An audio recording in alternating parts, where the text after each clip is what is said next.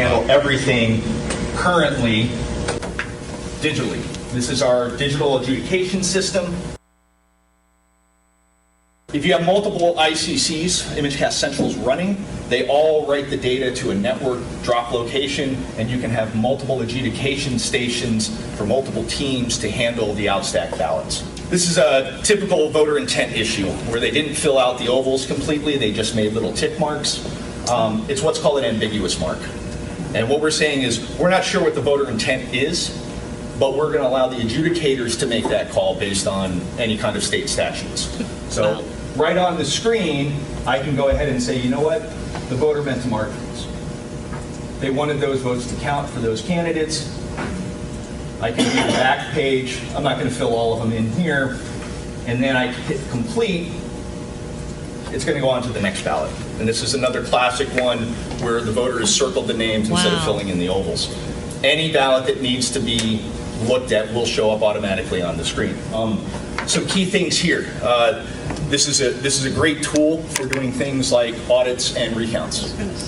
Okay, so things like 5% recounts these days. We have an entire additional system that works very similar to the adjudication product, but it's for reviewing ballots. So you can select whether you want to filter by precinct, a random selection of precincts, or just a random sampling of ballots across the whole election to actually audit. We're doing that to support things. The buzzword in the industry these days are risk limiting audits. It's a statistical way of auditing election results, and we can support that through this system as well. Overstock.com CEO Patrick Byrnes today resigning after 20 years of guiding the company into one of the premier shopping sites on the internet. His letter of resignation mentions the turmoil that was caused by his admission last month of a bizarre series of events involving a Russian spy, the FBI, and what he describes as a destructive deep state within that institution. Here now to explain it all for himself is Patrick Byrnes. Patrick, great to see you. I'm all ears. Why did you resign? Well, first I'm going to talk about Overstock. Tuesday was our 20th anniversary. We just had a big party. Everything's in a perfect place. It's for a perfect time for me to resign. On the blockchain side, the killer app of blockchain is securities tokens. Our company there, T0, was just voted in an internet thing. 61% said it's the most likely to win that race. We've got 22 other blockchain properties we're involved in, and they are the leaders in their respective disruptive areas. The retail business has returned to EBITDA profitability the last quarter.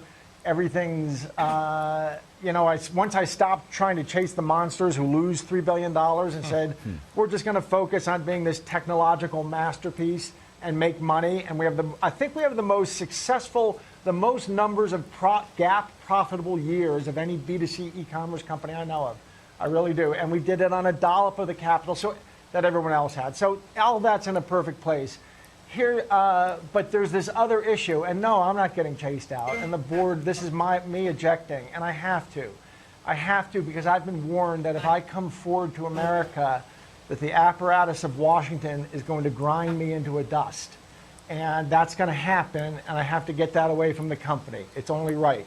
Why is it going to grind me into a dust? I can tell that you caught me off guard last time, David, and I can tell what I said some Sparkies out there, they didn't quite get the joke. When I say that I know about the Russia and Clinton investigation, this is what I mean. Because 17 years ago, I helped them crack a murder, and they knew me, and I helped them a bit on Wall Street 12 years ago. They knew me, and they called me in 2015, 2016 to assist in something. And I didn't know who the orders came from, but I assisted. It's some very honorable federal agents and very honorable people. But they named some names, and they didn't name the names. That's it. I didn't know who it came from, and I took some orders that seemed a little fishy in 2015, 2016. Last summer, watching television, I figured out the name of who sent me the orders, and this has all now been confirmed to me. The name of the man who sent me the orders was a guy named Peter Strzok. Oh, Does that mean anything? Got it? Capiche? Yeah. So this is going to be quite a whirlwind. And I have to, it's only That's right. huge I gotta get away news, from Peter. it. That hasn't been revealed so far as I know as of yet, but that's This is it. Peter You're the Strzok. guy, So you're the are you show. working with the Attorney General in his investigation? Let me be clear. I'm not working with anybody. I want to spend the rest of my life. The last time I talked to federal officers 5 months ago, and I explained everything to them between April 5th and 30th over a course of 7 hours, and then I disappeared. Bill Barr, there's going to be a sculpture of granite of this guy somewhere. I've been sitting on this stuff for 3 years. I couldn't come forward until there was rule of law in this country. I wasn't going to go forward when this guy, Jeff Sessions, Truman said of an opponent, I could carve a better man out of a banana. That's how America should feel about Jeff Sessions. We have rule of law, and I came forward to them in April. I believe what I understand, and I don't want to get in any federal way. I want to disappear, but there are other whistleblowers from within the federal bureaucracy with similar stories. And I can tell you the bottom line, and again, people didn't seem to get it last time. The bottom line is the big cover-up. There was political espionage conducted against Hillary Clinton, Mark Rubio, Cruz, and Donald Trump. And this isn't a theory of mine. This is some political position. I was in the room when it happened. I was part of it. I thought I was doing law enforcement. Sorry. Hey, Patrick, Gary Smith, welcome to the show, and I hope the rest of your post-CEO career goes well. Question first of all, your story sounds like it should be a movie for theatrical release, so I want to know who's going to be playing you, but more importantly, Denzel Washington. I'll cooperate with anyone who can get Denzel Washington to play me. He's the only guy. Sounds good. You mentioned during the break that you're going to have a rough few months. I'm curious as to why you said that and what you see happening in the next few weeks and months. Do you have legal counsel? What do you think will happen with you and with your story? Well, this is extraordinarily. Well, who the heck knows? This is quite an ambiguous situation. But the issue is, I realized that these orders I got came from Peter Strzok. And as I put together things, I know much more than I should know, and it's right to keep silent. This country's gone nuts. And especially for the last year, when I've realized what I know, every time I see one of these things, somebody drives 600 miles to gun down 20 strangers in a mall, I guess I feel a bit responsible. So I have to come forward. I went to see my rabbi, and you know who my rabbi is, right? Mm-hmm. Who's my rabbi? Warren Buffett. Who's my rabbi, David? Tell us, Patrick. It's this guy in Omaha, and he said, Patrick, you come forward. He said, you can't let this sit with the feds. Let the feds do their job. You have to come forward to the American people. So I am. I never heard of the guy. I only figured out last summer who had sent me these requests. It was a guy named Peter Strzok, and he was doing it on behalf of 3 officials. I'm just identifying now as X, Y, and Z. They were named to me, and I've identified them to law enforcement. I believe there's a massive federal investigation that is going to turn up that there was political espionage conducted through a number of different venues against Hillary Clinton and against Rubio, Cruz, and Trump. I know for a fact. I know other people who were involved. That's what really happened. And my rabbi said, you can't go you have to do this right now.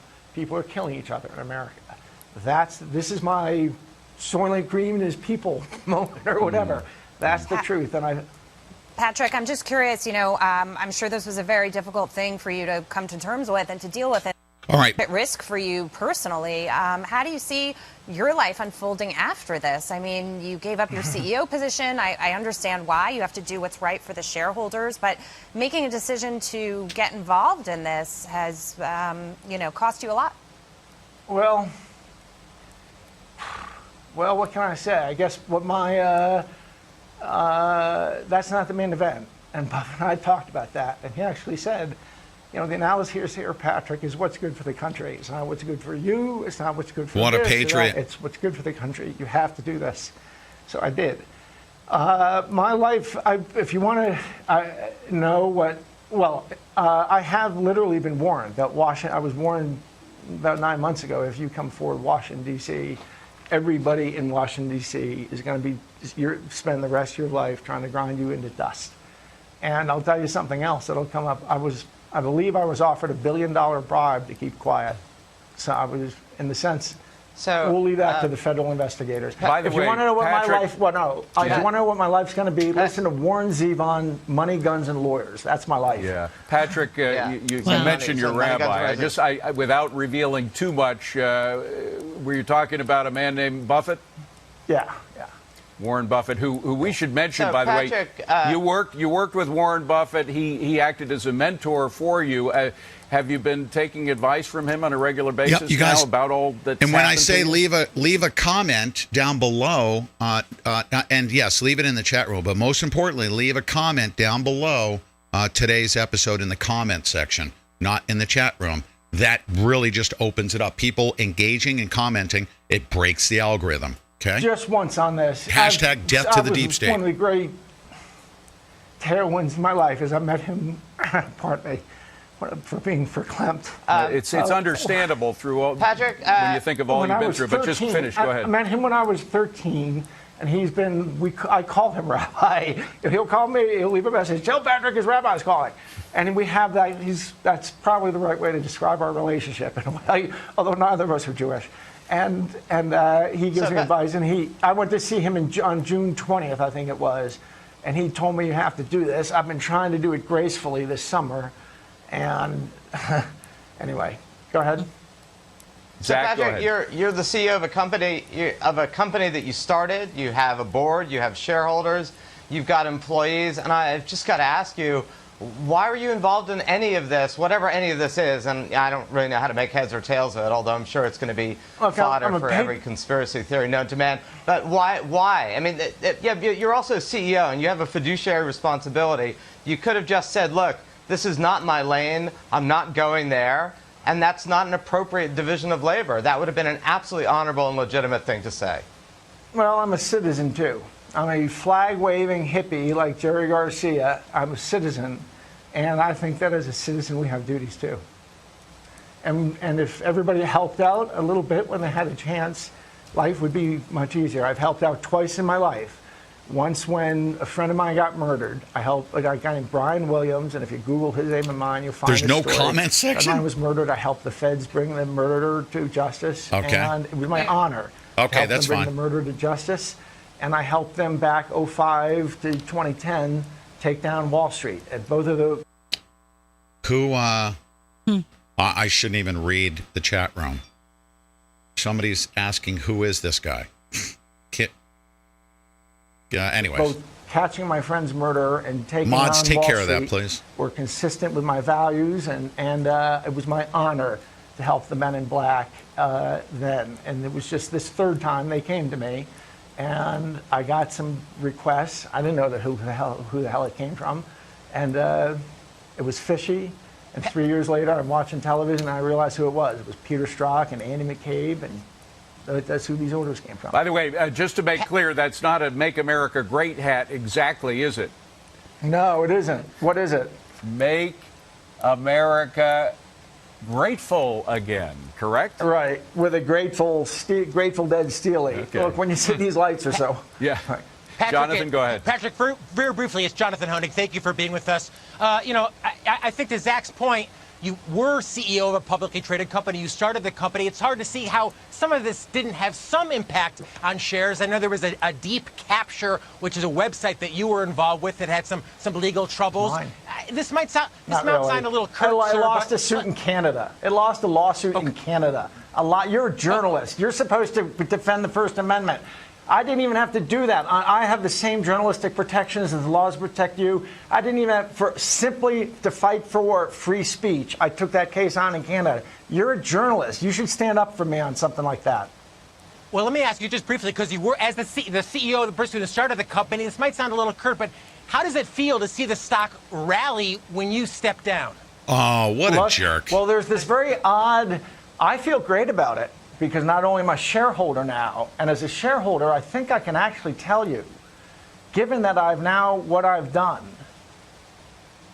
I don't think there's anything unethical about me saying this. Given what I've done, I didn't choose this fight.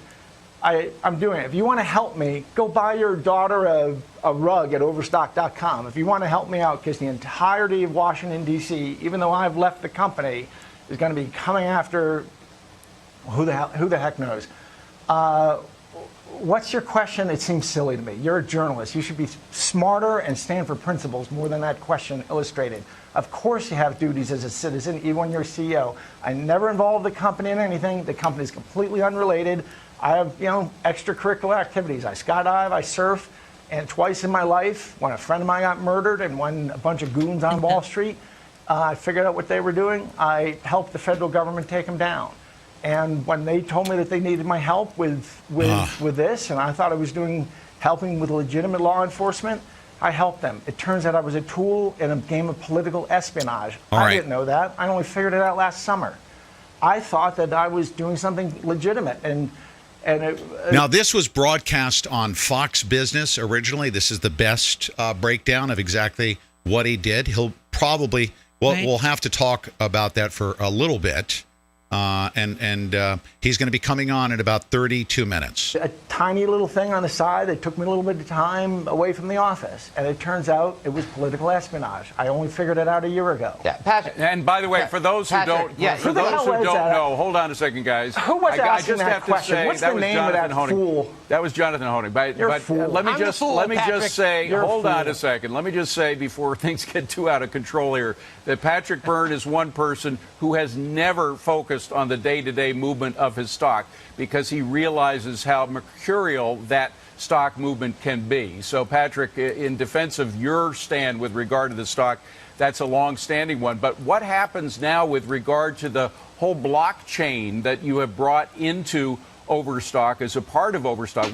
I know that you feel that that's a mission of yours. Where does that go from here?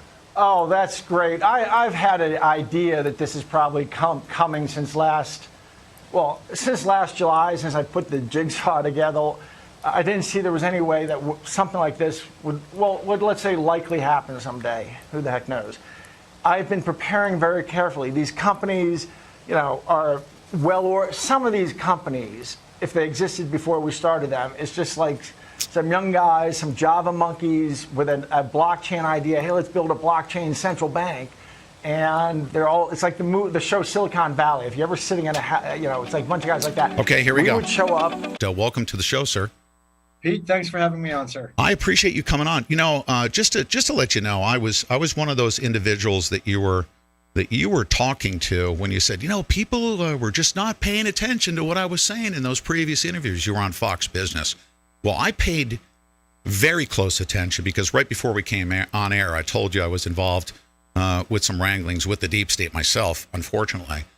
We came out of that. I came out of that, and I immediately began going to work against these people that have been attempting to overthrow our government. This is October 2017. So I've been paying attention to all the declassified documents, all the stuff that's been publicly available.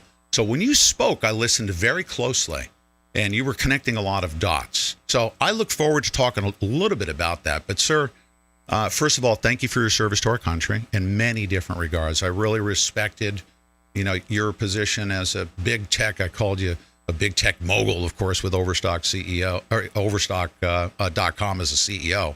But thank you for your service to our country right now when we need you most. Thanks. Well, that's very generous of you, Pete. But and back at you. Yeah, Patrick, or Mr. Byrne or Dr. Byrne, as they should say, right? All right, Patrick. When I listened to your presentation, when you talked about, and of course you could only reveal certain information that was going to be disclosed to the appropriate authorities. And by the way, I was a victim of Jeff Sessions. Which presentation was this? On Fox News, and you gave multiple presentations on air. About a year ago? Was it a year ago on Fox was News? Martha McCallum that one? Martha McCallum, and then you were on Fox Business as well. Right. Okay. But, okay. You were kind of vague in certain areas, but you were saying, look, I was exposed to certain things with Maria Butina. But you had identified something that was known to me because I'd come out of federal cases. I knew about the government's power of surveillance. You had disclosed that you were aware of their powerful surveillance technology, and they'd employed political espionage upon a couple of people. Can you talk about any of that and how you came into those circles? Obviously, as the CEO of a big tech company, you've got technical experience, but can you talk about that at all? Yeah, my experience has nothing to do with surveillance and technical stuff like that. It's not at all. First, just to be clear, I don't work and never did work for any of those spooks or those agencies or any of that stuff. I helped them solve 20 years ago almost. I helped them solve a murder, and back in 2005, I got crosswise with Wall Street. I came across various kinds of shenanigans. I can't really claim much, perspicacity. It was of the form. Once I built a company and taken it public, I was out there mingling with the hedge funds and the Wall Street community and the prime brokers and the analysts and everything. And I had various conversations of the form. Once people got to know me and around Greenwich and took me out to dinner, and would kind of have a conversation that one way or another took the form, say, kid, we could make a lot of money together if you're willing to play ball. Mm-hmm. And so that was like 2002, 2003. And I started digging in and trying to map it all out, what was going on Wall Street. In 2005, I brought it all to the federal government and did all the things you're supposed to do and saw all the people you would imagine you would see. I knew 2008 was going to happen. I knew there was a deep problem going on and 2008 was going to happen. I basically got the door slammed in my face in a lot of places in Washington. All the people you would think would care, from the SEC and FINRA to the House Financial Services Committee and the Senate Banking, it was all captured. I realized it was all corrupt all the way down. So I just went public in 2005, and I had a little 3-year experience, a 3-year taste of what the country's about to go through or is going through, because I discovered how rigged the game is. There's a great song that captures it. There's a Leonard Cohen song called Everybody Knows. You should look that up and the lyric. Leonard Cohen, Everybody Knows, is the song of our times. So I found out how I bumped up against the deep state back then is what was really going on. Although I didn't understand it at the time, and I kind of made it my business to get to the bottom of it. And so I have a lot of knowledge of things I'm not going to go into. However, what I came forward about a year ago was some things that happened in 2015, 2016 that were sketchy. And I was asked to do some sketchy things, which I've now which I went public about 20% of them last year. And a month ago, I filled in the other 80% and I put it all up on deep capture. So I freely acknowledge I've committed 100 years of felonies just by going public about that stuff. They can put that on the tab on all the other felonies I built up for them. But ultimately, these are crimes that were committed. That's why you were going public, because of the crimes being perpetrated upon our country in a coup d'etat, correct? Well, the whole Maria Butina thing was, it was clear to me, July 2015, not 16, 2015, they were setting up the Republican Party with Russiagate. Now, I want to be clear, I'm not a Republican. I did not vote for Mr. Trump first time or this time. I'm a lifelong libertarian. I've never voted Republican or Democrat. Here's my Bitcoins Not Bombs t-shirt. Nice. So I'm a Bitcoin libertarian. However, but when they were up to some mischief, in 2015, 2016, I picked up that what they were doing. They were setting up the Republican Party on a Russian scandal. I didn't really figure it all out until the middle of 2018, what I'd been in the middle of. But also in the middle of that, they had me bribe Hillary Clinton. And that's a story that's up on deep capture. They told me about one bribe Hillary took, and they asked me to facilitate a second bribe.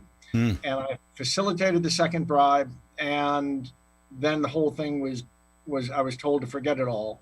So I'm going to, if you want to read, that's a whole different story. It is, but I wanted to ask you that because you said that you were in the room, and it has to do with the conversation I'd like to have with you about this mess that we're in, because as a big tech CEO, you understand the flow of data. You understand the internet. You were one of the first ones to grow and be successful in big tech with Overstock.com. But you mentioned something about being in the room when there was, and I don't know in what context. You were in the room when they were employing political surveillance towards Rubio, Clinton. Yeah. Oh, that struck me. Well, Maria Butina. Mm-hmm. So from July 2015 to March 2016, I was having an affair with Maria Butina while she was in fact dating this Republican guy and swimming around in the NRA circles and swimming around in Republican big shot circles, let's say.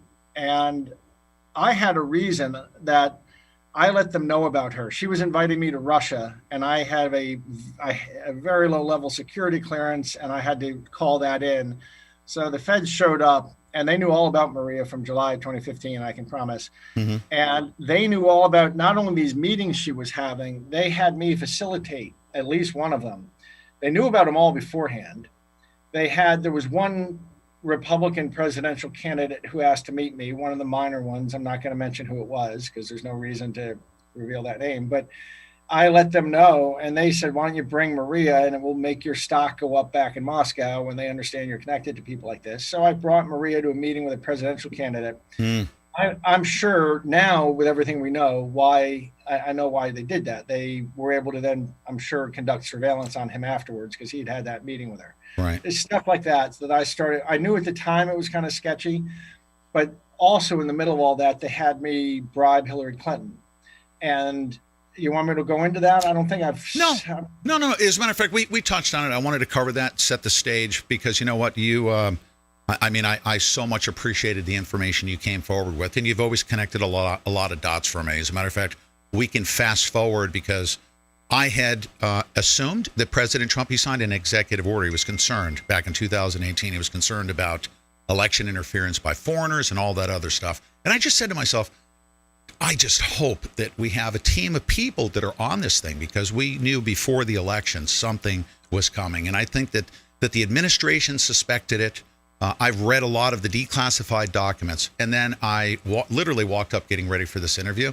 And I heard you mention in front of Chanel Rion that you, as a patriot, just came forth and said, I'm going to put together a team. And I want you to describe that. Describe what you did. Well, so I disappeared to Asia after I came public last year. I actually came back to the United States and started after about 5 months and laid low. I knew what the bad guys were going to do this election, and I had a reason to know that. And that I had a reason to know that there was something big coming.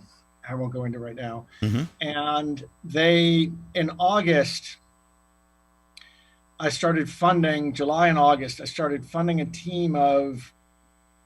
couple teams of cyber security and hackers. What really, let me tell this part of the story from another angle now. In November 2018, the Dallas elections had irregularities, and the government of Texas, the state government, hired a cybersecurity firm to figure out these and explore these irregularities. The Dallas 2018 election was run on Dominion election systems. Mm-hmm. And this firm had 2 years to reverse engineer the cheated election. So while the rest of Americans had 2 weeks to understand this firm had 2 years to understand it. I came across them back in July or August of this year. I started funding them and some other cybersecurity guys and some hackers and some private detectives and this and that. And we put together a very complete picture of how there's basically at least 10 hacks to accomplish within a Dominion system. And so we knew the whole plan. An interesting angle of this that will be explored someday is the DHS we tried very hard to teach the DHS about this using some political connections. I would say that they did not accept with alacrity, but with some political connections, we got the meeting and we started explaining, and another meeting, a classified briefing was set up, and CISA, which is the computer, the CISA, whatever that infrastructure group within DHS. Cyber infrastructure. You're right. And security administration. Yep. They refused to come to the meeting. So they were absolutely, and this is the state government of Texas had hired this elite cybersecurity group, a bunch of federal law enforcement and military intelligence type of folks with those backgrounds. And the CISA folks refused to go to attend the meeting. Anyway, so we had this all pretty much mapped out, and then the election happened, and the next day everyone woke up and saw what happened. That's pretty much what we expected. Although they did it, we knew that they were going to do something like this. But anyway, we knew by 2 days after the election exactly what they had done and how they had done it. So since then, so what has it been? It's been 18 days of me posting up in Washington with a bunch of hackers and other hackers elsewhere, feeding this data and me trying to bring it to the people who would listen. And this time there are parties quite interested, and there's a number of parties. So we've kind of had a breakthrough, I'd say, since last Sunday, since 8-9 days ago, we finally got the breakthrough going. And everybody gets it here. Everybody around the president, in the Rudy Giuliani's circles and Sidney Powell's circles. I want to be clear, I do not work for either of them. I've been providing information as requested, and I've been providing information to news organizations as requested. Of course, all the mainstream is trying to bury this in concrete. But what I learned was I finally, about a week ago, decided to take the path, go independent media. Or about 3 days ago, I decided it's time to go independent media. The mainstream, this is their final black mark. Because what will be, in retrospect, in a month or two, it will be clear they took part in a cover-up. They took part in a psychological operation, frankly, to try to get Americans to accept President-elect Joe Biden when there's way too many questions. It's going to look really strange to America when they go back and look at the post-election coverage. They're going to see very clearly how these guys were really engaged in propaganda rather than seeking the truth. Yeah, and and of course, just for our listening audience, when you hear the term hackers, there's different types of hackers, and I have an appreciation. I'm sure you can add to this. There are white hats and there are black hats. There are people with malicious intent. They operate in the darkness, and some of those people come forward and help companies build up their security infrastructure. You actually pay them to try to poke holes through it, and then you analyze their data. So we're talking about digital soldiers. These are patriots, right? Correct. Ethical hackers. They're called ethical hackers, there you white go. hats. And right. They're people who often worked for government, and some of them have, sometimes often the government needs the services of people like this. And so it's that kind of crew. But some of them are just cybersecurity professionals who big corporations would hire to help them out. So it's very ethical people. And yeah, I have a lot of confidence in them. And we have reverse engineered. I mean, can't take any credit other than writing the checks, really. But they have reverse engineered the entire thing. And there's lots of types of hacking. Some of them require a keyboard. Some of them require just a devious mind and a good telephone skill set. But hacking in my world just kind of means cheating or rigging, not necessarily the kind of electronic hacking you think of. But anyway, there are at least 10 ways to cheat a Dominion electronic system. Some of them require sort of keyboard skills, and some of them require other kinds of skills. So I can go into. What would you like me to? I want to start here, and then you can take it wherever you want, because I'm very intrigued by this. I'm as an outsider. I'm just thinking, because I've had William Binney on the show. I think you know who he is, former NSA whistleblower. We talked about the impossibility of that data transferred to WikiLeaks transatlantically. He calculated you can't do that. 36 megabits per second, no way. Can't do it, right. Have we been able to analyze if maybe this 1 or 2 megabits per second would have been normal? It was 36, which means it was downloaded by somebody within the DNC. That's right. So we have, and our listening audience is pretty well educated in that regard, regarding the Russia collusion hack, supposed. But have your digital soldiers, your hackers, been able to find out if any packets were offloaded offshore? Is there any way to track that stuff? The traffic was going to Frankfurt, Germany. And You did find that. Nice. yeah, Wow. and we have verified that. And in fact, there's a professor of computer science over in Frankfurt or over in Germany who actually already wrote something saying about the extraordinary level of traffic that was hitting Frankfurt that night. And it was the night of it was the hours of the election in the United States, the election night. And that's because all that data was being pumped to Frankfurt. And why that's interesting is Frankfurt, Germany, not to go down too much of a rabbit hole. But if you go back, do you know about the special role Frankfurt, Germany has in our recent history? In recent, you're going to have to clue me in. Well, regarding Seidel and the server, No, as far as I know. Before all that, there was over in Frankfurt, in the Frankfurt consulate, 15, 18 years ago. There was maybe even a little bit less. There was 10 years ago. There was in the Frankfurt consulate, and this is all public domain information. There was a joint CIA FBI operation operating against Cozy Bear and Fuzzy Bear, the Russian hacking group. The people in that center were later that center moved to Baltimore, became known as Baltimore Station, and that was the Silk Road Task Force. But the people stayed the same. And you can go through that list of people. 2 of them are feds who are now sitting in prison for 7 years because they stole a bunch of Bitcoin from the government. One was a DEA agent, one was a Secret Service.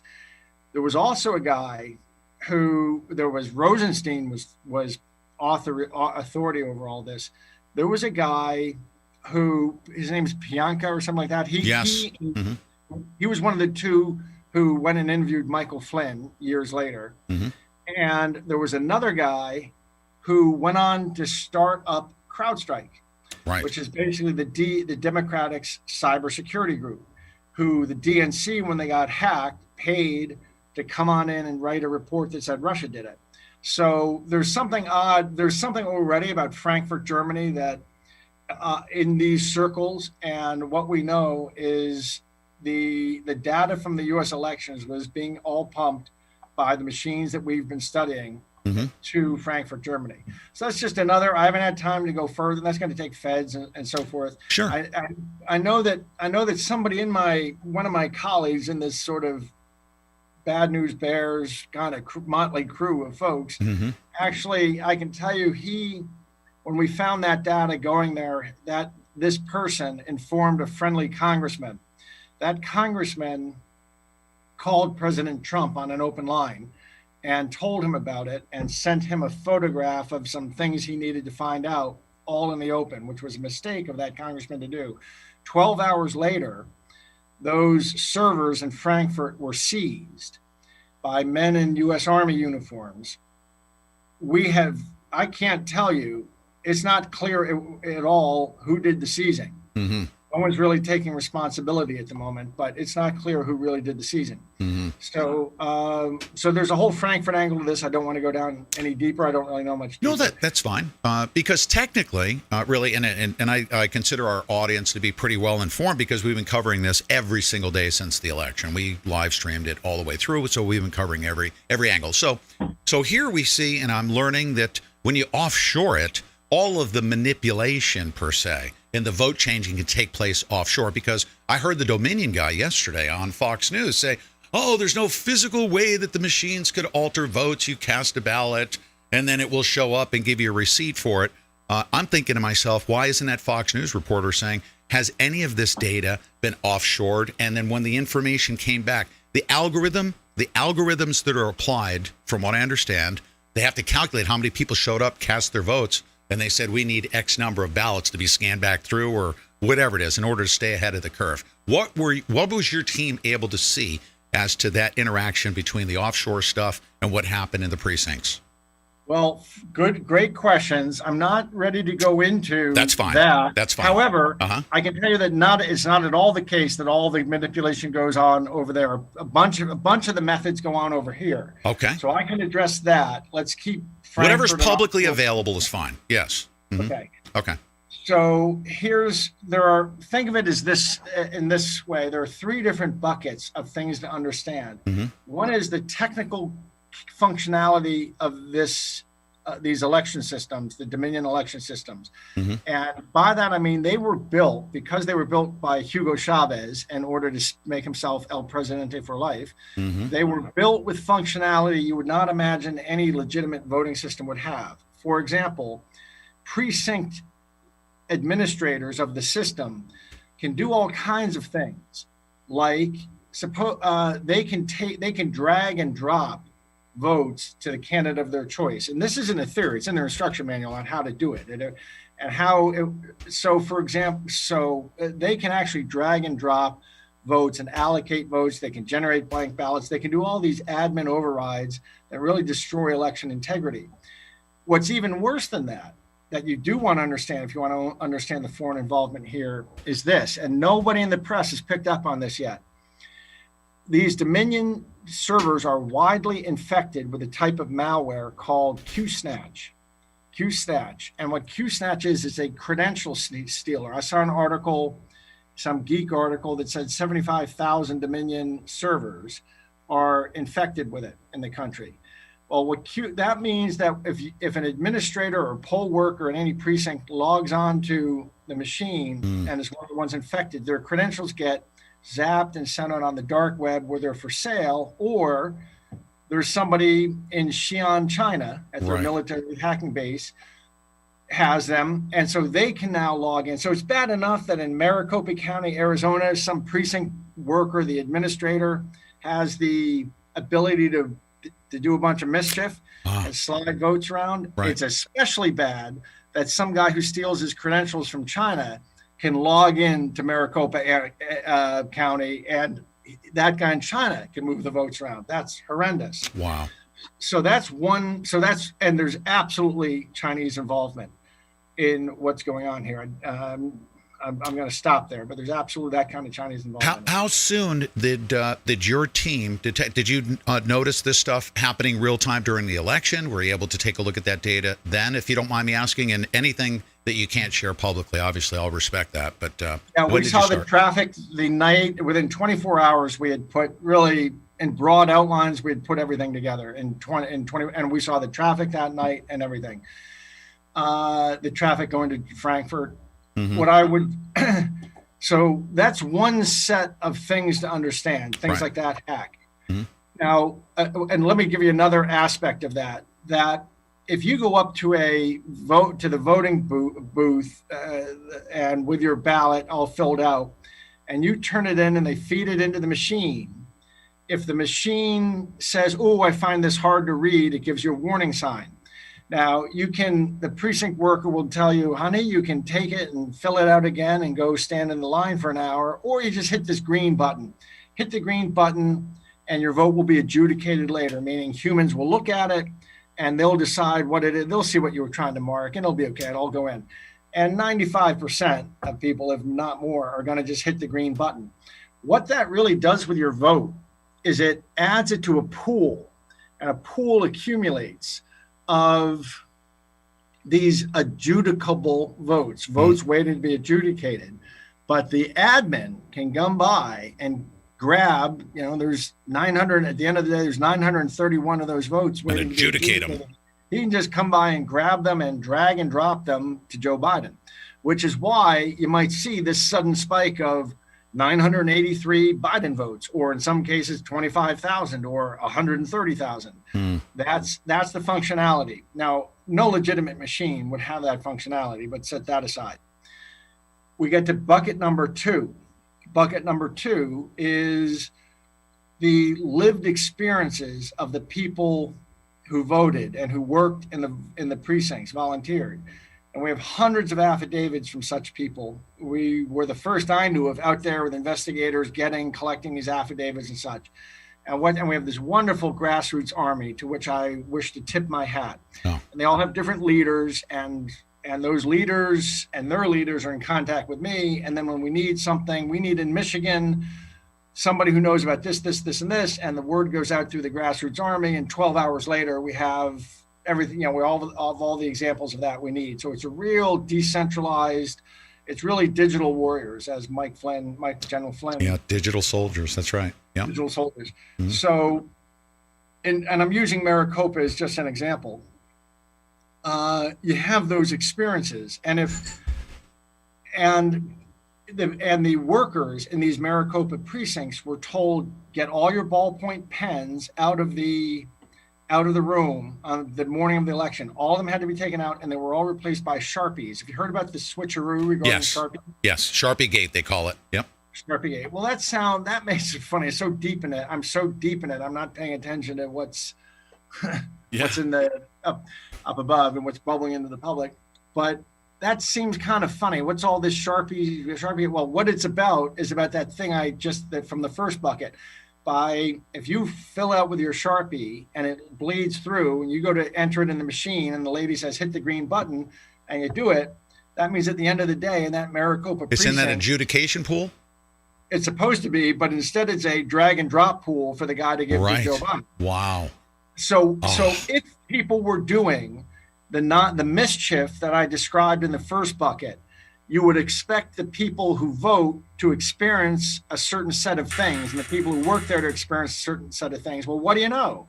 They experience exactly that. And then the third bucket is you look at the outcome, and the statistical outcomes that have occurred in certain places really are on the order of quadrillions to one against that certain things could happen. So just to give you one example, if you were to heavily Biden district, and again, I am not a Republican. I did not vote for Mr. Trump. I'm a libertarian, and I love the Constitution, and that's my religion. The Constitution is my religion. And yes, sir. That same here. I'm not coming at this from a pro-Trump thing. I'm just about the truth.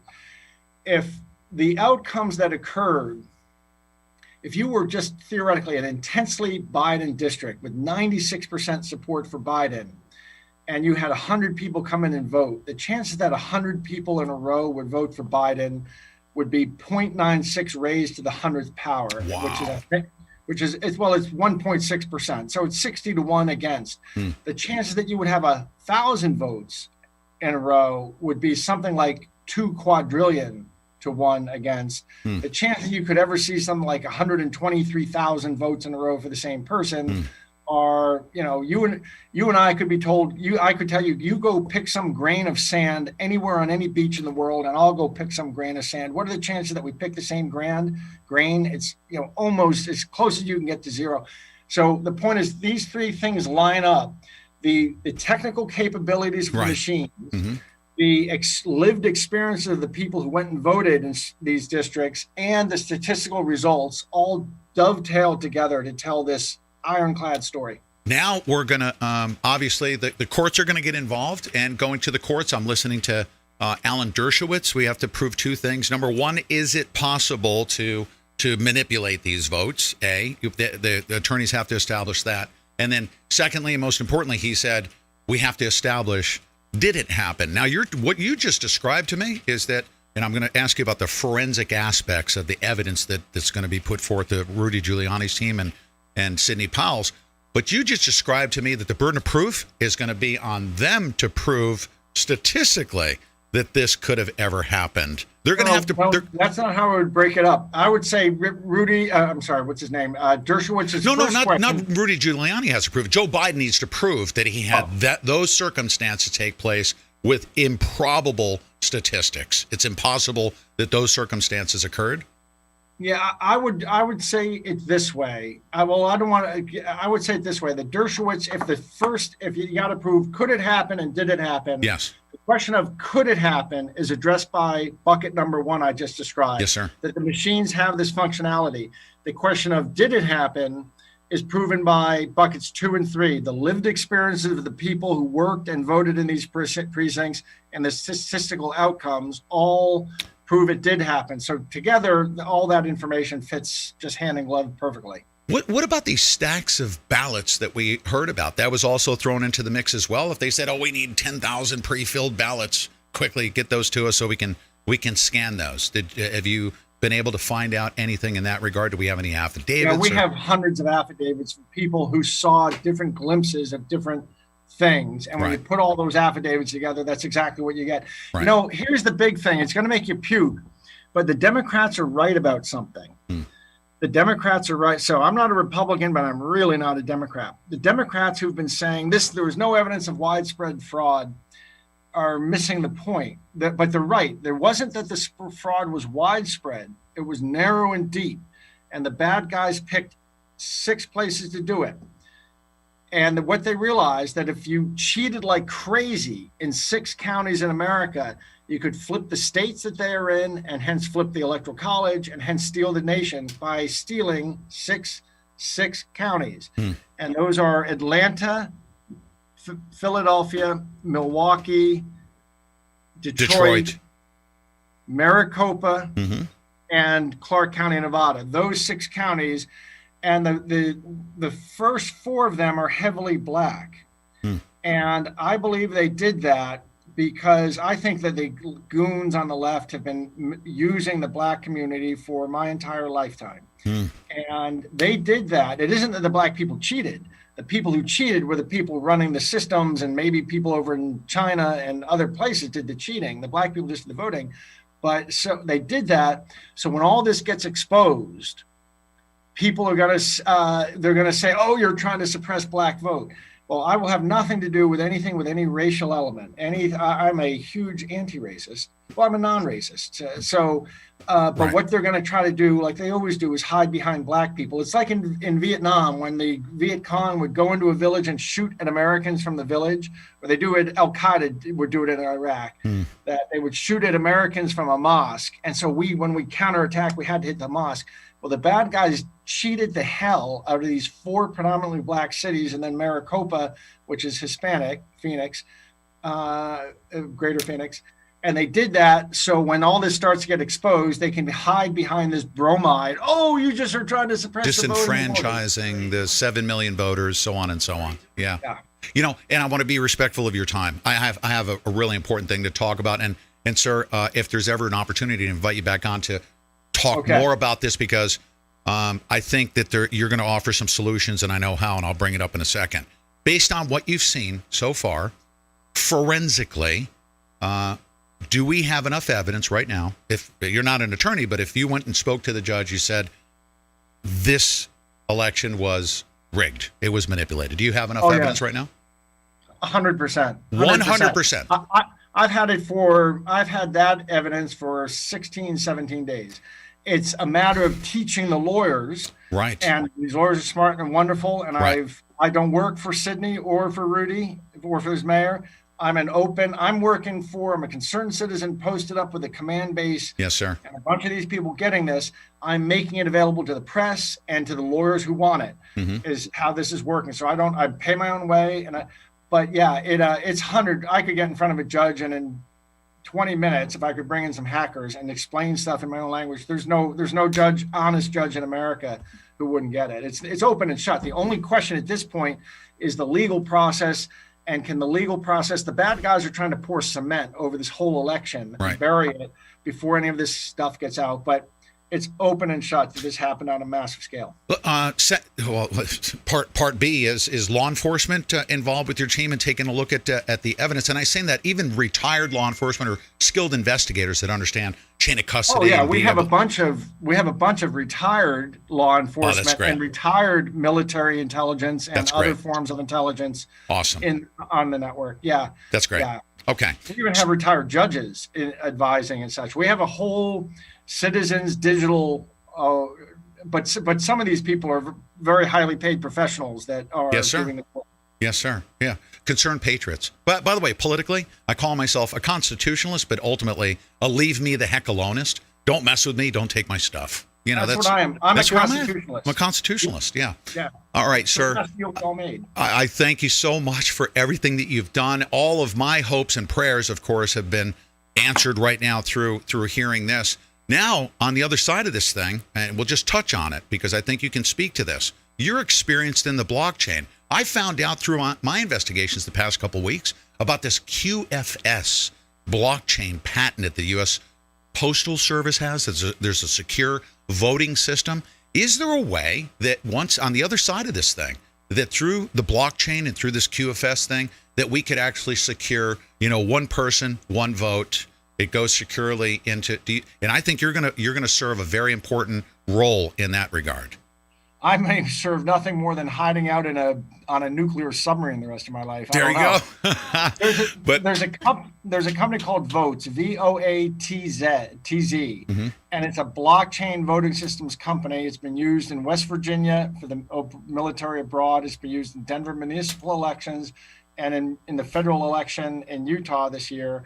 And it's a blockchain solution that solves all these problems. Full disclosure, as I ran Overstock, funded it.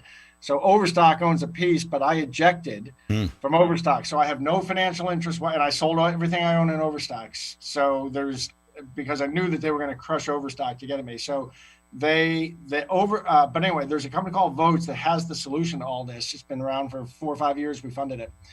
And it can be blockchain voting solution would bypass all of these shenanigans and give the security of cryptography. You no longer have to trust goofy government officials who are all for sale, or most of whom are for sale. You can trust mathematics. And I think that we have learned that the oligarchy, the Goldman Sachs of the world can buy themselves regulators and senators and congressmen and journalists and maybe judges. There's one thing even Goldman Sachs can't buy, and that's the laws of mathematics. So the more we base on the laws of mathematics, which is to say cryptography, which is to say blockchain, the more we solve this problem of corruption. Yes, sir. Lastly, do you think that that this will force honest men like A.G. Barr, who you've already said it, you believe he's God sent, that he's an upstanding guy? Do you think that this is going to bring everything right out in the open, that even if we have deep staters, are going to be forced to contend with this and investigate and put people in jail? What do you think? I do. I think A.G. Barr is a wonderful man. I think this guy had been attorney general. By the way, I'm one step ahead of the sheriff. After they round up these goons, they have probably every right to bring charges against me for a lot of things. But Barr was attorney general at 38. And then he went on to an illustrious law career, was the one considered maybe the best corporate law in America. He needed this job like a hole in the head. He took this job to come to Washington and burn down the deep state. I think, and I do not know General Barr, but my understanding of things is he inherited a Department of Justice that is so swampy. It's amazing. Not his. Yes, sir. Yes, sir. And then this is I would say the greatest crime to have been perpetrated upon the United States of America. And again, I'm going to say this, thank you for your service to our country. I'd like, if the opportunity exists, we are independent media. We'd like to invite you to come back on as information warrants. Thank you so much for everything you're doing for us. Thank you so much, Mr. Byrne. Pete. Thank you very much. Very, very much. Ladies and gentlemen, Mr. Patrick Byrne.